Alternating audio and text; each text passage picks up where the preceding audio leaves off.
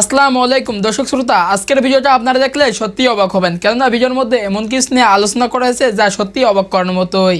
প্রথম আলোর একটি অফিসিয়াল সাইটে একটি নিউজ পাবলিশ করা হয়, জানিয়ে থাকবে আজকের বিস্তারিত আলোচনা। তো দর্শক শ্রোতা, বেশি দেরি করবো না, মেন ভিডিওতে চলে যাব। তার আগে আপনাদের কাছে আমার ছোট্ট একটি অনুরোধ, যারা আমার চ্যানেলে নতুন দর্শক আছেন তারা অবশ্যই আমার চ্যানেলটা সাবস্ক্রাইব করবেন, এবং অলরেডি যারা সাবস্ক্রাইব করে রেখেছেন তাদেরকে জানাই অসংখ্য ধন্যবাদ। তো চলুন মেন ভিডিওতে চলে যাই।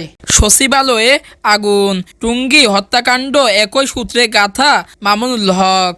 বাংলাদেশ সচিবালয়ে আগুন, টঙ্গীর ইজতেমা ময়দানে হত্যাকাণ্ড ও ইসকনের আস্ফালন একই সূত্রে গাথা বলে মন্তব্য করেছেন বাংলাদেশ খেলাফত মজলিসের মহাসচিব মাওলানা মামুনুল হক। তিনি আরো বলেন, দেশের স্বার্থবিরোধী ফেসিবাদী আওয়ামী গোষ্ঠী পালালেও তাদের ষড়যন্ত্র থেমে নেই। বাংলাদেশ খেলাফত যুব মজলিসের 15 বছর পূর্তিতে গতকাল শুক্রবার বাইতুল মুকররম জাতীয় মসজিদের দক্ষিণ গেটে এক যুব সমাবেশে সভাপতির বক্তব্যে মামুনুল হক এসব কথা বলেন। মামুনুল হক বলেন, বাংলাদেশ আজ দুই ভাগে বিভক্ত, এক ভাগে ভিনদেশি দালাল, আরেক দিকে দেশপ্রেমিক জনতা। ভিনদেশি চক্র 15 বছর বাংলাদেশকে জিম্মি করে রেখেছিল। সচিবালয়ে আগুনের ঘটনা উল্লেখ করে তিনি আরো বলেন, তোমরা বাংলাদেশের কাগজ পুড়িয়ে ফেলতে পারো, কিন্তু মানুষের মনে তোমাদের বিষয়ে যে ঘৃণা জন্ম নিয়েছে তা মুছে ফেলতে পারবে না। খেলাফত মজলিসের মহাসচিব বলেন, এর আগে ইসকনকে দিয়ে বাংলাদেশ ধ্বংসের চেষ্টা প্রকাশ পেয়েছে আইনজীবী সাইফুল ইসলামকে হত্যার মধ্য দিয়ে।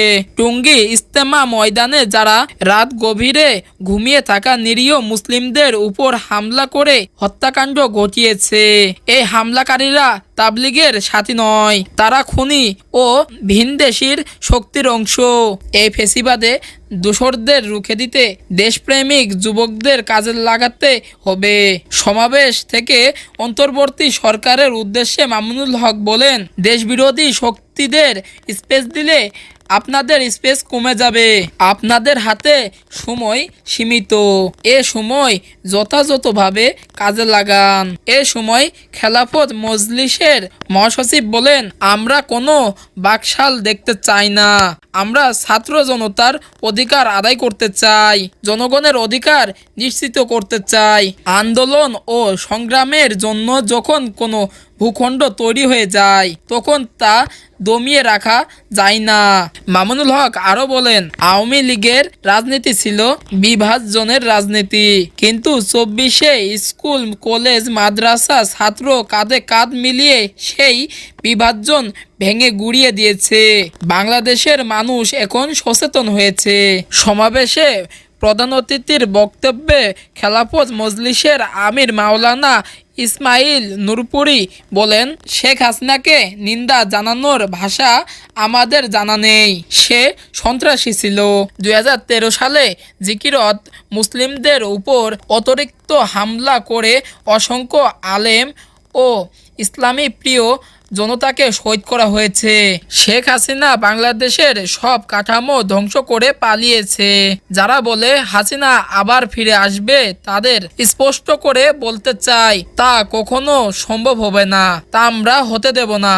তো দর্শক শ্রোতা, আশা করছি সম্পূর্ণ ভিডিওটা মনোযোগ সহকারে দেখেছেন এবং ওখানে যা বলা হয়েছে তা নিশ্চয়ই বুঝতে পেরেছেন। ভিডিওটা নিয়ে যদি কোনো মতামত থাকে আপনাদের কমেন্ট বক্সে জানাতে পারেন। আজকের ভিডিও এ পর্যন্তই, পরবর্তী ভিডিও না আসা পর্যন্ত ভালো এবং সুস্থ থাকবেন। আল্লাহ হাফেজ।